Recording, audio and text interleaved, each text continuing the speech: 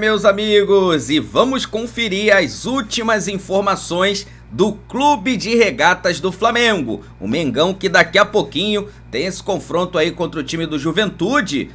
Parceiro, agora é Brasileirão tentando se manter aí no topo da tabela, mas o Flamengo também tem uma situação a se resolver, que é a questão do atacante Bruno Henrique, tá? Vamos acompanhar, galera, o desdobrar, né, aí dessa situação, desfecho, né, o que tá acontecendo nessa situação envolvendo o BH, que parece que vai pro jogo, né? Parece que vai ser relacionado para a partida, pelo menos isso é o que parece. Daqui a pouquinho, né, vamos saber mais detalhes sobre isso. Vamos acompanhar o que eles falaram, né, sobre essa situação aí do Bruno Henrique e o que eles analisaram e trouxeram de novidade. Vou deixar aqui os créditos pro canal do Sport TV. O link deles está na descrição do vídeo e no final vou trazer para vocês o provável time do Flamengo, tá? Então bora comigo acompanhar o que eles falaram sobre o Mengão. Desde ontem à noite, né, a imprensa brasileira tem destacado muito, já a gente vai destacar aqui também a notícia envolvendo o indiciamento, né, do Bruno Henrique pela Polícia Federal ontem numa investigação sobre apostas em jogos esportivos. Bem-vindo, Bruno Cantarelli, bem-vindo, Thales Machado, bom dia para vocês. E certamente hoje será a pauta que vai rondar o jogo entre Flamengo e Juventude, né? Além do resultado em campo, esse assunto ainda vai perdurar, porque é uma acusação muito séria, um indiciamento que ainda será também lido, né? Todo o indiciamento da Polícia Federal pelo Ministério Público, para saber se haverá denúncia ou não. Enfim, é um processo que ainda vai ter muitos capítulos, mas que já gera um debate muito grande para o futebol brasileiro, principalmente porque coloca em xeque muitas situações de idoneidade do próprio campeonato, né? Então, isso naturalmente gera discussão entre nós da imprensa, entre jogadores e entre torcedores, que ficam cada vez mais desconfiados do que é ou não do jogo dentro de uma partida do Campeonato Brasileiro, né, Thales? Bom dia. Bom dia, Camila. Bom dia, Bruno. É uma pena, né? Assim, são 8 jogos do Campeonato Brasileiro hoje. Tem jogo muito interessante, tem Inter e Palmeiras, 2 confrontos aí. Um confronto que eu acho que é de 2 times que vão brigar pelo título. Mas a gente tem que falar, de fato, da notícia do dia, abrir com ela, sobre o Bruno Henrique. Uma pena que isso aconteça, né? A notícia ela é lamentável de todas as maneiras. É uma pena que o futebol brasileiro tenha convivido com isso, né? O Bruno Henrique não é o primeiro caso, não parece que vai ser o último. E aí, para abrir aqui, eu queria propor uma reflexão de como várias mazelas do futebol brasileiro que a gente acaba lidando e discutindo aqui no Redação, talvez não tenham raiz na questão educacional brasileira mesmo, assim.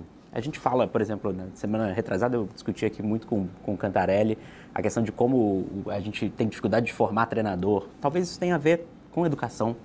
A gente fala sobre arquibancada, sobre as vaias dos torcedores, não só as vaias, mas quando ultrapassa um pouco dos limites do respeito ali, talvez isso tenha a ver com educação brasileira. E eu não estou falando educação do governante A ou do governante B, mas sim de uma questão estrutural. E talvez o futebol também ensine isso nessa questão das apostas, né? Talvez, porque esse caso do Bruno Henrique, eu não estou falando só dele, eu estou falando de todos, assim, eles têm em comum um tratamento muito tranquilo, muito banal com o mal feito, né? Com o que pode manchar o jogo, com o que pode manchar a honra. E eu acho, enfim, o futebol é um esporte em que muita gente ascende socialmente através dele, mas não são só... eu acho que o Brasil é contaminado um pouco por esse jeitinho, por essa coisa. Obviamente, o caso ainda tem que ser investigado, não estou aqui querendo condenar ninguém. Mas eu acho que mostra um problema educacional como um todo, né? Um problema de país. O futebol muitas vezes reflete o que a sociedade impõe para um local, né? E o futebol brasileiro está sofrendo com isso, talvez porque o país sofra com isso de maneira geral, né? Uma pena. Acho que a investigação tem que ser feita, acho que atitudes têm que ser tomadas independentemente da investigação. Acho que o Flamengo, por exemplo, tem que se posicionar um pouco mais hoje. O jogo está manchado, a idoneidade do jogo está manchado e é preciso que os clubes, a imprensa, todos façam os jogadores entenderem, e os jogadores também entenderem entre eles, que pequenos cartão amarelo, que pequenos atos no futebol, que manipular resultado não é só entregar um gol. A minha impressão, desde o caso do Ministério Público de Goiás, que foi o primeiro grande escândalo mesmo que a gente lidou, é que sempre, repetidamente, eu achava que depois daquele caso a situação ia ser pelo menos... iam aprender sobre isso, né? É que não consegue entender o quanto isso é grave, né? E as trocas de mensagens do Bruno com os parentes dele acabam por ficar isso. No fim das contas, não dá pra gente dizer, e aí por isso que eu chamo para essa questão educacional, não dá pra gente dizer que é inesperado. Se a gente analisa o contexto como um todo do Brasil, não dá pra dizer que que é inesperado ver isso acontecendo. Esquema de parente, não tem coisa mais brasileira, talvez, do que isso, assim. E é preciso combater isso. Se o futebol precisa combater isso, é preciso que a punição seja exemplar. Acho que você traz... bom dia. E acho que você traz um ponto muito relevante que a gente precisa muito discutir quando a gente fala de futebol, e eu acho que isso envolve outras questões também do futebol, é o quanto eu acho que você traz a questão educacional, mas quando a gente fala dos valores mesmo, que tratam, que a gente vê ou não vê dentro do futebol, e como às vezes eles se afastam, por exemplo, dos valores de outros esportes. Né? Quando a gente separa, por exemplo, esporte olímpico do futebol, né? Embora a gente tenha o futebol olímpico também, mas eu acho que cada vez mais o futebol se afasta desses valores do esporte, que são tão importantes. E quando a gente fala de ascensão social, ela é financeira, principalmente no futebol, muito financeira, mas talvez ela se afaste um pouco desses valores que, quando a gente fala de Olimpíadas, de Jogos Olímpicos, de esportes, a gente acha tão essenciais e tão fundamentais dentro de uma sociedade. A importância do esporte trata desses valores. E como o futebol se afasta deles tantas vezes, né? Quando a gente fala de muitos temas e esquema de apostas também. Só deixar um ponto específico, eu falei muito de questão educacional, mas eu não estou falando, porque hoje o papo no boteco, o papo da mesa de boteco, na mesa do almoço, vai ser sobre burrice, né? Como o jogador é burro de fazer isso com salário que... Não é sobre burrice. É sobre ignorância como um todo, é sobre questão de valores mesmo, de entender o que é certo e o que é errado. E até o quanto, todos nós, mas estou generalizando mesmo, o quanto cada um é capaz de avaliar se seria capaz ou não de cometer pequenos atos como esse dentro dos seus espaços, né? Então isso é uma discussão que a gente precisa não ser muito hipócrita às vezes, mas ser um pouco mais realista, mas entender o tamanho de cada personagem e o tamanho de cada espaço. E o futebol, por exemplo, dentro da sociedade brasileira tem um tamanho gigantesco. E a gente está falando de um dos maiores jogadores do futebol brasileiro, e é por isso que essa repercussão também precisa ser muito grande, para que ela sirva também de exemplo para alcançar outras pessoas e outros atletas. Bom dia, Bruno Cantarelli. Bom dia, Camila. Bom dia, Thales. Cara, muito prazer estar com vocês aqui. Meu sentimento é de profunda tristeza. Eu acho que não o meu somente, assim.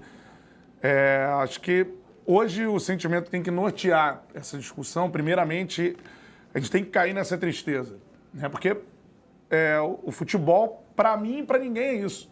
Sim. Né? A gente não está falando de jogador comum, que tem a presunção de inocência no processo, né? No julgamento, óbvio, mas é uma decepção, tristeza. Eu acho que os torcedores todos do Brasil estão comigo nesse sentimento, assim. Porque é um cara, por exemplo, que eu sempre elogiei o Bruno e achava ele subvalorizado como atleta de futebol e como ídolo do Flamengo. Sempre a minha comunicação com a torcida rubro-negra cara, olha o que esse cara faz em campo, olha como ele é importante, apesar de ser low profile, né? Olha as conquistas que o cara tem, olha o número de gols decisivos que ele tem com a camisa do Flamengo. Nunca gerou um problema dentro do elenco, sempre foi essa visão do Bruno Henrique, que ainda tinha uma questão associada de ser meme, de ser um cara com respostas ali que fogem um pouco ao comum do futebol e viralizam, assim. Então, eu não sei de quem está me vendo. Meu primeiro sentimento quando eu ouvi uma situação como essa era tipo, não é possível. Isso aí não é possível.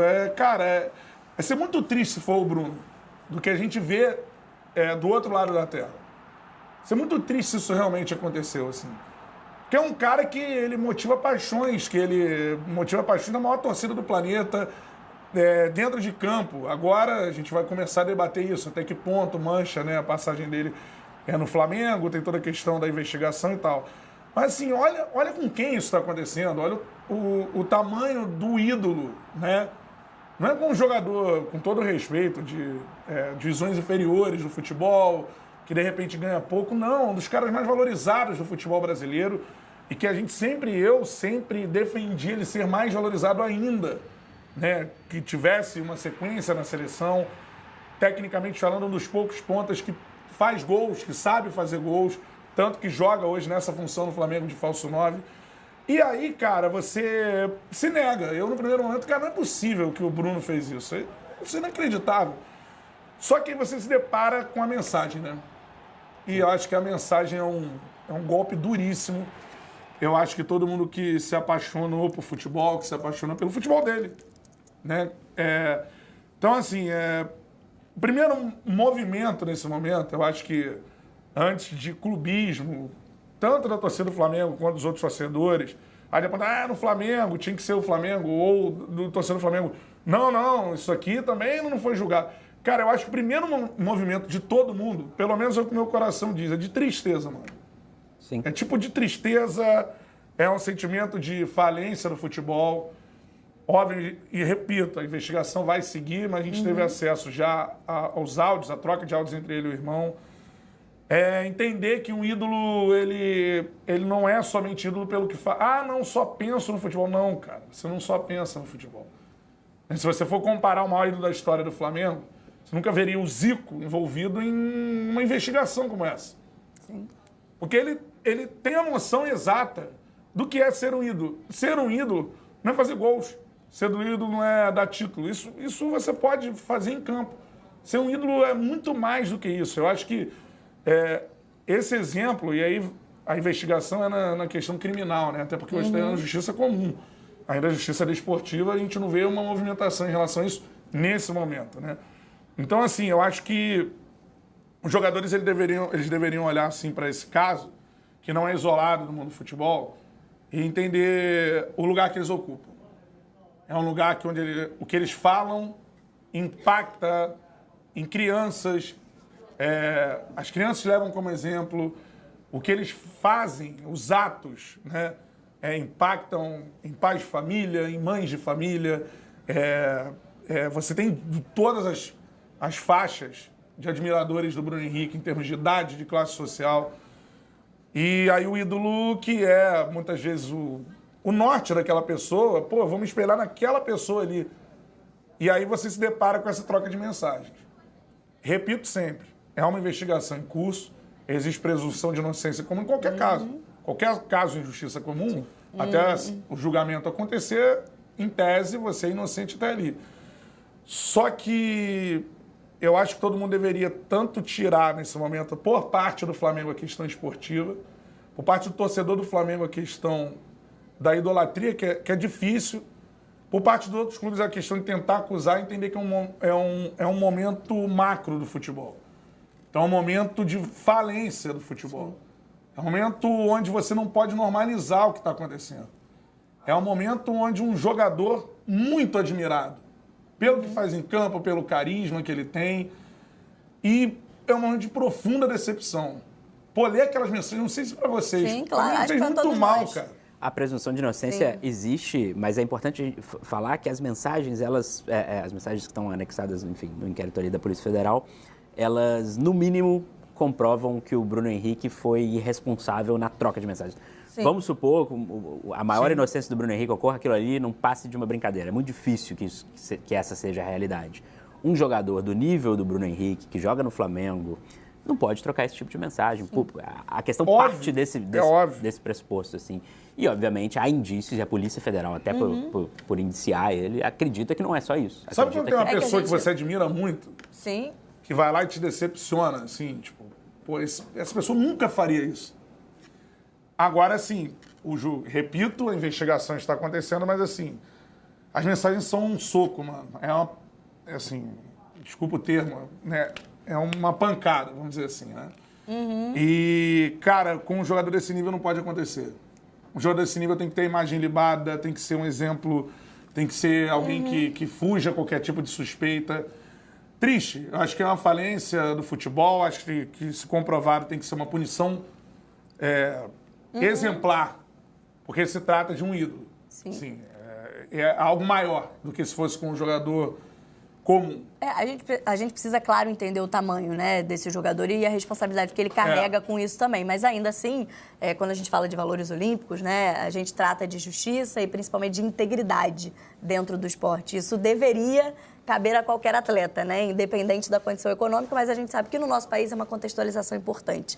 Mas, enfim, ainda sobre esse caso, vamos trazer o Leonardo Lourenço ao vivo de São Paulo, porque Leonardo tem mais informações, foi ele quem trouxe primeiro a notícia no GE. Globo, Leonardo, até para explicar o que se tem até o momento, né, como o Bruno lembrou, a gente está falando nesse momento de um inquérito da Polícia Federal. Então, uma primeira parte, depois de uma investigação que dura aí mais de 1 ano e meio, porque a gente está falando de algo que aconteceu em 2023 e que tem, né, em curso, ainda vai ter certamente algo na justiça criminal, né, envolvendo apostas em jogos esportivos.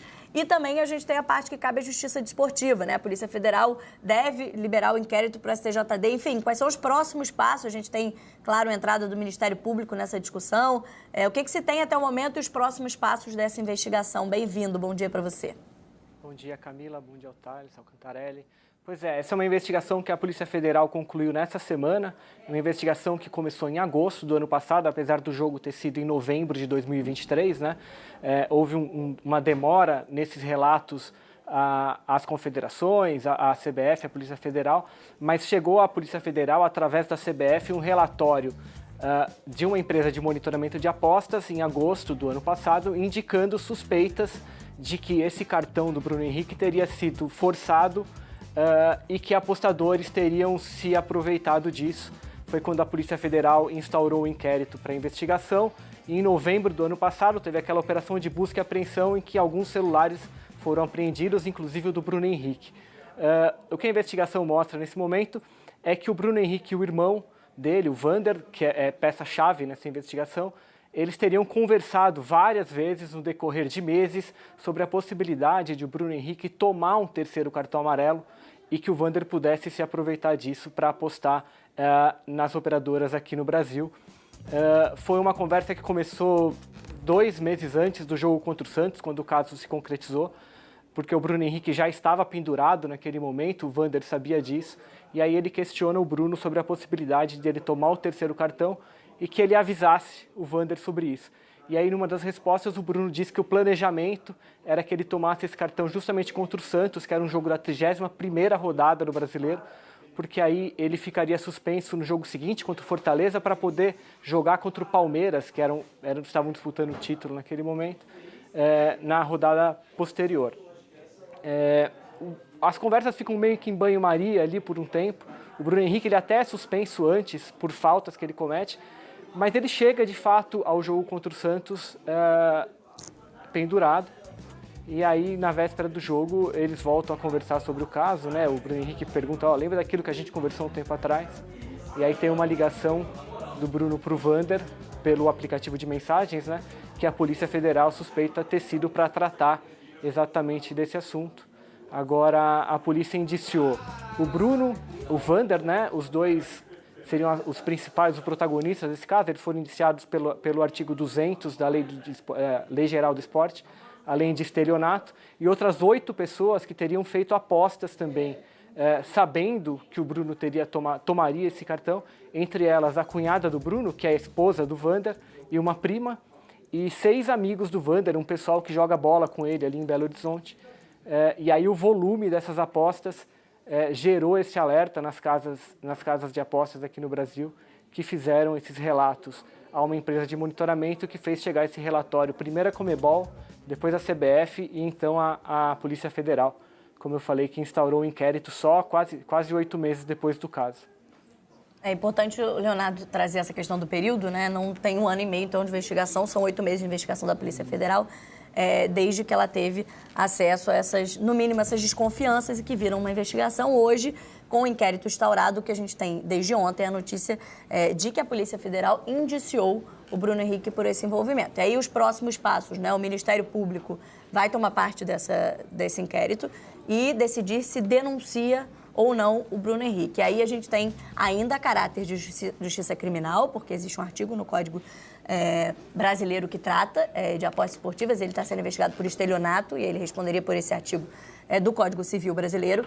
E ainda temos a possibilidade, e isso já foi apurado também pela nossa reportagem, a Polícia Federal pediu para liberar o inquérito para o STJD, que é o nosso Tribunal de Justiça Desportiva, e que aí vai proceder, vai lidar com os próximos passos do Bruno Henrique em campo, porque o próprio Flamengo soltou a nota oficial, daqui a pouco a gente vai falar sobre isso também, a postura do clube, mas ainda envolvendo a questão da denúncia, o Bruno tem a sua presunção de inocência, mas precisa existir um entendimento do tribunal se ele pode continuar existindo as atividades dele no futebol, enquanto se defende desse inquérito, enquanto aguarda, inclusive, se haverá denúncia ou não do Ministério Público. O fato é que, nesse momento, ele está indiciado pela Polícia Federal e a gente tem essas mensagens que todos, o torcedor, todos brasileiros ontem no mundo inteiro tiveram acesso e que trazem aí muita no mínimo, como você trouxe, né, Thales, uma irresponsabilidade do jogador. É importante até a gente falar de algo que se discutiu durante muitos meses, desde principalmente, acho que do ano passado, mas a questão da regulamentação das apostas esportivas online no Brasil, né? Porque eu, pelo menos, não tenho a utopia de que a gente vai deixar de ter aposta, porque isso já é uma realidade no mundo inteiro. Mas a questão da regulamentação é, por exemplo, nesse caso do Bruno Henrique, isso aconteceu também, quando você tem uma movimentação suspeita, né? Ou seja, nesse caso, uma das casas de apostas relata 98% de apostas no cartão amarelo para o Bruno. Quer dizer que todos os apostadores, né? De todos os apostadores que foram lá naquela casa de apostas e apostaram em cartões amarelos, 98% deles apostaram que esse cartão seria para o Bruno Henrique. E outras casas relataram o mesmo tipo de movimentação. E aí você passa, isso é passado, primeiro para um controle da regulamentação brasileira e depois haverá ou não uma investigação. Então, o importante dessa regulamentação é que, no mínimo, a gente tenha esse tipo de alerta, movimentação suspeita, então as apostas são bloqueadas, isso está lá na conversa, inclusive, o irmão do Bruno Henrique comenta que não pôde usufruir do dinheiro que ele apostou nesse cartão amarelo, porque a aposta foi bloqueada por movimentação suspeita. Então, isso já é um primeiro passo importante. Só que aí a gente precisa discutir essa responsabilidade. A gente sabe que é natural, desportivamente, aí falando do campo e bola, a gente sabe que a questão de planejar cartão amarelo, ela faz parte do planejamento do clube mesmo. Isso é importante falar. Ela acontece, a gente sabe que isso existe. Só que hoje existe uma responsabilidade por trás do que você faz com essa informação, né? Acho que assim, algumas discussões desse ponto, assim, a regulamentação gerou um debate sobre apostas esportivas. Esse debate tem que seguir. Claro. Se a gente está falando vamos falar de 3 casos aqui de jogadores top que a gente está vendo. Bruno Henrique, o caso do Luiz Henrique, que está sendo investigado também criminalmente, e o caso do Paquetá, que, enfim, o julgamento até foi feito na Inglaterra. Todos eles têm uma coisa em comum, cartão amarelo. Sim. Então, assim, se a gente está vendo a quantidade enorme disso, por que não se discutir um pouco mais esse tipo de aposta específica em cartão amarelo? Será que ela é benéfica mesmo ao futebol? Esse é um ponto. Segundo ponto dessa explicação jurídica até que a Camila deu, que é muito importante para o torcedor entender a gravidade do assunto, e talvez para os jogadores que estejam assistindo a gente também, jogadores sejam de alto nível, ou sejam jogadores em início de carreira, meninos da base, o Bruno Henrique está sendo investigado por estelionato, 171. É isso que é, entendeu? É um crime, não é uma questão de tomar um cartão amarelo, para entender a gravidade disso tudo. Na bobeira, né? Na bobeira. E assim, e aí vem a questão desportiva, né? É importante também colocar um ponto de atenção para o STJD, que arquivou o inquérito, antes desse inquérito ter tudo. Porque o STJD, e esse foi o argumento da época, falava que os lucros eram ínfimos, poucos, mas não é uma questão do tamanho do lucro, é uma questão do tamanho do erro. Então, acho que tem que ficar atento, tanto juridicamente quanto desportivamente, na gravidade do caso. Isso eu acho que é importante sublinhar. E para atenção a essa gravidade, eu acho que parte, obviamente, principalmente dos jogadores, e também dos clubes na orientação.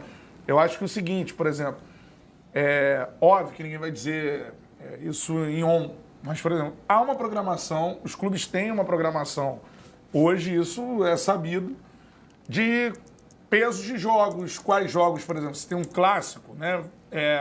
Você pode, o jogador tem 2 cartões, você pode antecipar esse cartão.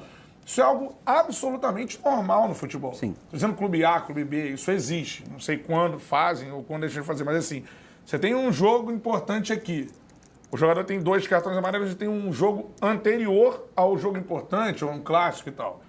É normal o jogador tomar um cartão para ficar disponível no jogo mais importante. Ou no jogo mais pesado, no jogo onde vai precisar mais dele, principalmente jogadores mais importantes, né? Então, é uma equação que é feita. Os clubes sabem onde é jogo que a probabilidade é maior de se perder ponto, onde é jogo onde a probabilidade é maior de se ganhar ponto. Hoje você tem até uma preparação física que provavelmente vai dizer que aquele jogador vai atuar 3 partidas, na 4ª ele vai ser poupado. Isso. Então isso pode estar entra associado à questão dos cartões amarelos. Se tiver ali um cartão e somar tanto, ele ficar poupado, né? Com a suspensão, show, que ele fica fora um jogo só. Então, assim, só que os jogadores agora têm que entender que esse recado, nem assim, em termos de, por exemplo, quero viajar no fim de semana. Não, mas tem jogo do cara. Não, mas fica tranquilo, vou levar o 3º cartão e vou ficar fora. Essa comunicação não pode ser feita. Acabou isso, não pode ser feito.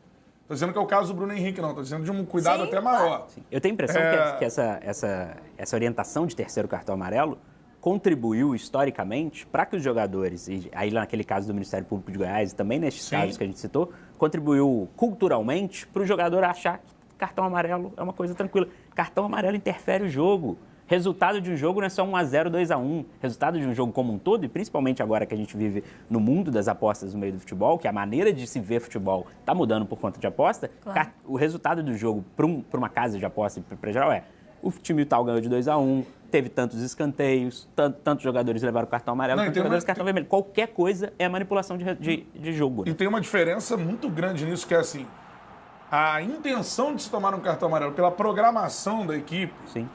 Você pode julgar a questão ética disso, né? Mas é algo que está no futebol. Ela existe. Agora, a questão do cartão amarelo relacionada a um ganho financeiro de terceiros, aí é crime.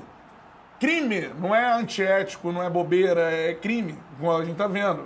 Cabe indiciamento, cabe julgamento na justiça comum. Sim. Foge ao âmbito do futebol. Então essas questões têm que ser dissociadas hoje pelos jogadores. Você pode ser orientado pelo clube a tomar um cartão, enfim, se isso não vazar, isso acontece e ok, você pode discutir a questão ética da situação. Agora, a questão de tomar um cartão por conta de outros ficarem ricos ou beneficiados financeiramente, isso é crime, isso não é antiético, isso não é bobeira, hoje é crime. Não. É isso que tem que ficar claro, né? Essa diferenciação das duas coisas, né? Não é à toa que a FIFA proíbe jogadores e outras pessoas envolvidas diretamente com o futebol de fazerem apostas esportivas no futebol, porque essa é uma informação privilegiada. Claro. Então, é uma informação que não pode ser compartilhada e, por isso, o Bruno Henrique está sendo investigado. E aí, Leonardo, seguindo a apuração também, né, a sequência dessa investigação, já tem um prazo para o Ministério Público analisar, são 84 páginas de inquérito, né, e definir sobre denúncia ou não, quais são os próximos passos também dessa investigação. Pois é, agora que a polícia entregou o relatório à Justiça, o próximo passo é o Ministério Público avaliar essas provas, esse inquérito, o relatório, e decidir se vai pedir novas diligências, se vai oferecer denúncia ou não. O que eu ouvi, conversando com algumas pessoas que estão atuando nesse caso, é que a expectativa é que o Ministério Público do Distrito Federal, né, que é onde está correndo a ação, possa apresentar uma denúncia em até 15 dias, talvez no final do mês, no começo do próximo mês, porque a investigação está bem completa, ela está bem embasada, as mensagens elas têm um conteúdo que reforçam essas suspeitas, então que o Ministério Público não teria muito trabalho além para fazer até oferecer a denúncia contra o Bruno Henrique e contra as outras 9 pessoas que estão envolvidas no caso também. E aí, como você falou, agora tem a perspectiva também de que o STJD reabra o caso, porque eles arquivaram lá no ano passado, em agosto. O próprio STJD já tinha feito um pedido para ter acesso às informações quando houve aquela operação de busca e apreensão em novembro, mas só agora que a Polícia Federal entendeu que poderia compartilhar essas informações. Então já há um pedido da Polícia Federal, porque a Justiça tem que autorizar, né, esse compartilhamento de informações. Então já há esse pedido para que o STJD também receba, e aí o caso se desmembra, né, na Justiça Comum, na Justiça Criminal e na Justiça Desportiva, que é onde o Bruno Henrique pode ser punido com suspensão. Tá certo. Obrigada ao Leonardo Lourenço pelas informações. Do ponto de vista criminal, a gente continua, né, aguardando essas investigações e as posteriores tomadas de providência aí pelo Ministério Público e pela própria Polícia Federal. E do ponto de vista desportivo, uma vez que a notícia foi noticiada, foi dada, perdão pela redundância, foi dada ontem à noite, começou-se a cobrar, né, todas as partes envolvidas, né, respostas acerca de uma denúncia tão grave de no caso, um indiciamento pela Polícia Federal. O Bruno Henrique, a princípio, procurado pela nossa reportagem, preferiu não se pronunciar e foi orientado a não se pronunciar nesse momento. Fará isso nas esferas cabíveis, né? Nas esferas, quando for solicitado, inclusive, por outras esferas, mas houve uma nota oficial do clube, pelo qual o Bruno Henrique joga, pelo Clube de Regatas do Flamengo, ontem, falando sobre essa notícia, sobre esse indiciamento. E a nota do Flamengo, ela fala em presunção de inocência, em respeito, não foi comunicado oficialmente, isso é importante, por qualquer autoridade pública, ou seja, esse indiciamento não foi comunicado ao Flamengo, provavelmente só ao Bruno Henrique, teve conhecimento, né, pela imprensa, e que preza pelo cumprimento das regras de fair play desportivo, mas defende a aplicação do princípio constitucional de presunção de inocência e o devido processo legal, com ênfase no contraditório e na ampla defesa, valores que sustentam o Estado democrático de direito. De fato, a presunção de inocência e a ênfase no contraditório são essenciais para o Estado democrático de direito. Só que acho, e aí é minha opinião, quero ouvi-los, que cabe muito mais a um clube de futebol do que apenas reagir burocraticamente nesse caso, e tem todo o direito de defender o seu atleta, deve apoio a ele, deve prestar apoio ao Bruno Henrique, no caso de protegê-lo, enfim, ou de acompanhar a sua defesa, ele precisa ser questionado também pelo clube. Mas pelo tamanho de um clube de futebol e por tudo que a gente está discutindo, do tamanho, da grandeza dessa denúncia, acho que faltou um pouquinho mais. Não estou dizendo tomar providência em relação ao Bruno Henrique, mas sobre o tema, né? O que o Flamengo faz para que os seus atletas tenham a consciência da gravidade de um caso como esse? Qual a responsabilidade dos grandes clubes com os seus atletas, com os torcedores, com o futebol, já que boa parte desses clubes são patrocinados por casas de apostas? Qual o tamanho da responsabilidade no clube em também trabalhar para que a gente tenha integridade e idoneidade no esporte, no futebol brasileiro? Acho que o Flamengo se ausenta muito dessa responsabilidade, fala isso é um assunto do Bruno Henrique, tem presunção de inocência, a gente não vai falar nada sobre isso, a vida continua.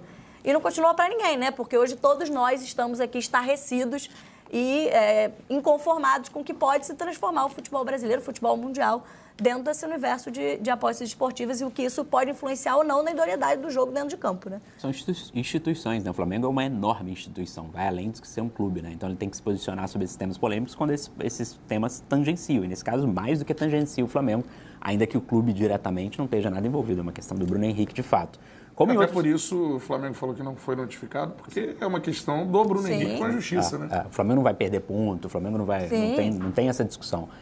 Como também, foi um comentário inclusive do Mansur ontem no Troca de Passes e refaço aqui, como por exemplo o Vasco tem toda a questão dessa denúncia de agressão do Payet e o Vasco até agora não se posicionou. O que também é igualmente lamentável. Igualmente lamentável. O Vasco precisa se posicionar, nem que seja para falar o que ele faz, como é a visão do Vasco em relação a isso. Mas vamos ficar no caso que está sendo discutido em relação ao Bruno Henrique. O Flamengo, eu acho que é uma própria proteção ao Bruno Henrique, inclusive. O Flamengo dá esse amparo e eu acho um pouco estranho, ainda que eu entenda por um lado, até agora o Flamengo não ter se pronunciado de o que vai acontecer com o Bruno Henrique hoje. Vai expor o Bruno Henrique a um estádio, a isso? A gente tem outros casos de atleta. Eu não consigo imaginar, eu não conseguiria estar aqui hoje no Redação Sport TV fazendo o meu trabalho se eu tivesse indiciado pela Polícia Federal e sabido disso ontem à noite. Sim. Eu não conseguiria, assim, acho que é uma questão de... E eu não jogo bola, eu estou aqui fazendo outra coisa, né? Eu não jogo bola com 50 mil pessoas à minha volta. Então, o caso é uma coisa de proteção. Acho que o jogo como um todo também, o jogo, aí não estou falando do jogo específico de hoje, o jogo futebol, ele está um pouco manchado, né? Então, precisa de proteção ao jogo também. Então, ao mesmo tempo que eu acho também que o Flamengo deveria proteger o Bruno Henrique, talvez retirá-lo desse jogo de hoje, entender melhor o que está acontecendo, acho também que, por exemplo, as casas de aposta poderiam se posicionar em relação a isso. Sim. Se eu entrar agora, nesse momento, em qualquer casa de aposta, eu consigo apostar num cartão amarelo para o Bruno Henrique no jogo de hoje. Tenho certeza disso. Tenho certeza que esse mercado está aberto na maioria das casas de aposta. Posso apostar que o Bruno Henrique vai tomar cartão amarelo, que o Bruno Henrique vai tomar cartão vermelho, como posso apostar em todos os outros jogadores. Não é específico do Bruno Henrique. Mas acho isso um pouco estranho, sabe? Beira uma imoralidade, não na questão da legalidade da coisa, mas uma questão... no mínimo um conflito moral, né? É um conflito moral. Como é que eu vou apostar hoje num cartão amarelo do Bruno Henrique, tendo lido todas as mensagens? Então, assim, por essa mancha no jogo, acho que um pouquinho mais do que uma nota oficial precisa ser feita, ainda que eu entenda também a posição do Flamengo no momento, não é? Eu acho que o Flamengo não está cometendo nenhum absurdo, mas ele precisa entender o furacão que ele acabou se metido no clube. E é importante também esclarecer que quando você... E tudo é da forma como você faz e comunica, né? Quando se afasta um atleta que está respondendo a uma denúncia, seja ela de envolvimento com apostas ou, no caso do Vasco, ainda mais grave, de uma violência física e moral que o país responde contra uma mulher, significa que você está dando a este atleta o direito de se dedicar àquela denúncia. De que nada naquele momento, na vida dele, é mais importante do que aquela denúncia. Então, não é um afastamento de julgamento, porque você está considerando ele culpado, seja de uma denúncia ou de outra, mas que você entende que, naquele momento, a prioridade do seu funcionário é responder àquela denúncia e não jogar futebol, como é o caso do Bruno Henrique, que foi do Payet ontem. Mas não é o que os clubes, nesse momento, estão pensando. Cara, é um furacão que vai testar todas as esferas institucionais do nosso futebol. Como disse o Thales, o Bruno Henrique está liberado para jogar. O Bruno Henrique pode jogar, né? No STJD o caso está arquivado. Nesse momento, ele pode jogar. E aí a escolha do Flamengo é a seguinte, né? E o pensamento deve passar por isso. Tira o Bruno Henrique, o isola, e é o início, talvez, né, de um caminho que possa resultar lá na frente, no fim da carreira dele, ou não. Né? A gente o protege, o colocando para jogar. Eu entendo até a avaliação do Flamengo, mas é uma situação que, assim, concordo com o Thales. Eu acho que, nesse momento, no dia de hoje, o mais correto seria que o Bruno Henrique ficasse fora do jogo. Deixa eu chamar a Débora Gares, porque ela está ao vivo com a gente direto do Ninho do Urubu, acompanhando toda essa repercussão no clube, né? Que hoje tem um jogo importante pelo Campeonato Brasileiro, em que o Bruno Henrique, a princípio, seria ou será titular, né? Essa é a grande discussão, mas que a gente sabe, principalmente se ele estiver em campo, né, Débora, vai passar muito por essa acusação, por essa denúncia, a presença do Bruno Henrique na partida de hoje. Bom dia, bem-vinda, minha amiga. E de novo, né, Camila, bom dia para você, para o Thales, para o Bruno, todo mundo ligadinho com a gente. Lembrando que da outra vez em que a Polícia Federal esteve aqui no CT Ninho do Urubu, fazendo busca e apreensão, era véspera de jogo também. Havia essa dúvida se o Bruno Henrique ia ter condições ou não. Inclusive, me parece que era com viagem para enfrentar o Cruzeiro, se ele ia ter condições ou não.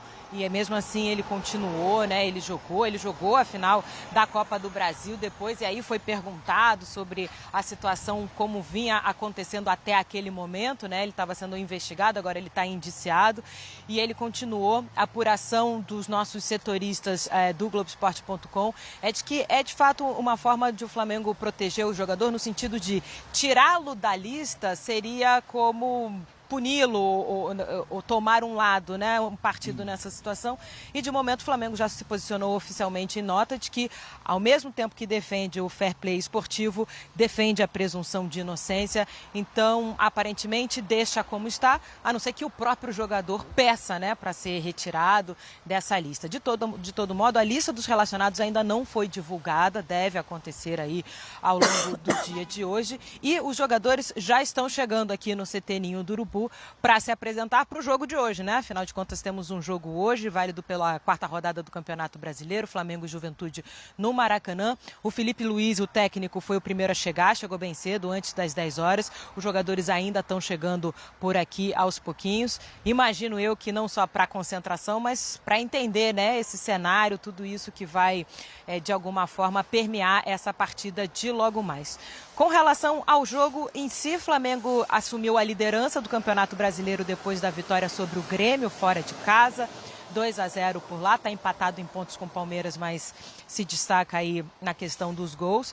Vai lutar para permanecer dessa forma, né, enfrentando o Juventude, querendo fazer uma partida melhor agora que está de volta ao Maracanã, né? Vamos lembrar que no último jogo em casa, diante de torcida, acabou indo mal, perdendo diante do Central Córdoba da Argentina, jogo de Libertadores, né? Perdeu aquela invencibilidade, né? Uma situação diferente. Então a ideia é poder jogar bem, mas também pensando sempre para frente, né? E até é difícil a gente imaginar um time, porque o Felipe Luiz muda muito a escalação titular, pensando nos próximos compromissos, em desgaste físico. O Flamengo, no meio de semana, tem jogo de Libertadores de novo, fora de casa, contra a LDU do Equador. No fim de semana tem clássico contra o Vasco. Então, assim, há de se pensar tudo isso. A princípio, a apuração dos nossos colegas do GE. Globo dão conta de uma escalação com o Rossi, Wesley ou Varela na lateral direita, Léo Ortiz, que a gente viu chegando agora há pouco aqui para a concentração, ao lado do Danilo, que poderá receber então uma chance, ele que está recuperado de 2 lesões na coxa, diante dessa necessidade do Felipe Luiz talvez de preservar alguns jogadores, né, e pensar no longo prazo. Pode ser que receba uma chance entre os titulares. Alexandro na esquerda ou Ayrton Lucas, no meio-campo Eric Pulgar, Alan e Arrascaeta, Gerson, Cebolinha e aí a grande dúvida, Bruno Henrique, Juninho, como vai ser. E vale a gente falar do Pedro também, né, que vem treinando, já vem jogando, ganhando minutagens. Ainda não tem condições de jogar 90 minutos da partida, mas pode ser que ganhe mais alguns minutos aí nessa recuperação para voltar a ser aquele Pedro artilheiro depois da grave lesão que ele sofreu no joelho esquerdo. A programação por aqui, eles estão chegando, os jogadores, meio-dia eles almoçam, para poder deixar aqui o clube na parte da tarde. Aqui, ó, programação, almoço, meio-dia, 5h30, lanche reforçado, 6h20, saída para o estádio, partida 9h30 da noite diante do Juventude lá no Maracanã. Camila, mas logicamente que o tema do dia é a situação do Bruno Henrique, saber se ele vai ou não para essa partida depois de tudo que está acontecendo. Eu volto com você, querida. Obrigada, Débora Gares, pelas informações. A gente continua acompanhando, inclusive, né, a divulgação dessa lista de relacionados e a apuração dos nossos colegas, assim como a Débora trouxe, por enquanto, o Bruno relacionado. Imagino que isso passe um pouco pelo Felipe Luiz também, né? Talvez quase certa de que haverá uma conversa entre o treinador e o seu jogador para entender as condições dele também de entrar em campo hoje, né? Porque o Flamengo vem de empates e derrotas em casa na Libertadores e no Campeonato Brasileiro. É um resultado importante também para o trabalho do Felipe Luiz aí como técnico do time, gerindo um elenco inteiro, né? É um resultado importante para o Flamengo terminou a última rodada na liderança, continuar assim, né? Seguir assim. Pega o Juventude, que é um time muito forte em casa, mas que ainda vacila fora de casa, isso na temporada, né? O campeonato acabou de começar. Um confronto interessante porque o Juventude tem 6 pontos, né? Se conseguir uma zebra ali, ainda que eu não acredite em um jogo muito fácil assim, para o Flamengo, não. O Juventude vem fazendo um trabalho bacana. Tem que entender também se o Bruno Henrique estava programado para jogar esse jogo, né? Nessa aí tem clássico domingo, ele está programado para entrar de fato nesse jogo. Acho que isso vai passar e a gente não vai saber nunca se ele ficar de fora, por acaso, se era uma coisa... Post do Flamengo rapidamente, 17 horas atrás, antes da notícia, a primeira foto é do Bruno Henrique. Trabalho finalizado, assim.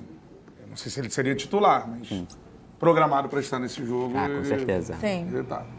Galera, e está mesmo, né? O Bruno Henrique tá programado para estar no jogo, tá? Só que não, pelo menos aqui no campinho, né, divulgado aí pelo Globoesporte.com como titular, tá? Felipe Luiz deve deixar o Bruno Henrique no banco de reserva para esse jogo e ir com o Juninho. Então o provável time do Flamengo ficou com o goleiro Rossi, Danilo, Léo Ortiz, Wesley, Alexandro, Alan, Eric Pulgar, Arrascaeta, Gerson, Everton Cebolinha e Juninho no ataque, tá? Novidade aí pro Danilo, que tá voltando de lesão, entrando na vaga do Léo Pereira. O Alexandro sendo mantido, né, ali como titular, mesmo depois de ter jogado o confronto ali contra o time do Grêmio Porto Alegre. O Dela Cruz sendo sacado do time para a entrada do Alan, segundo, né, aí o campinho do GE.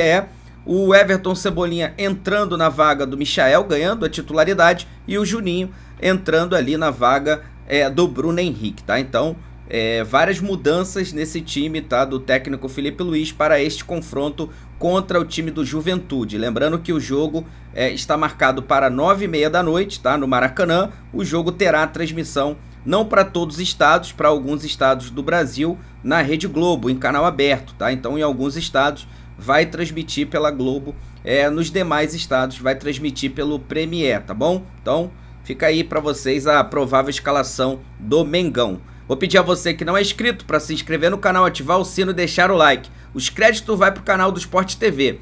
O link deles está na descrição do vídeo. Vamos que vamos, porque daqui a pouquinho tem Mengão. Isso aqui é nossa paixão, isso aqui é nosso amor. Fui, nação!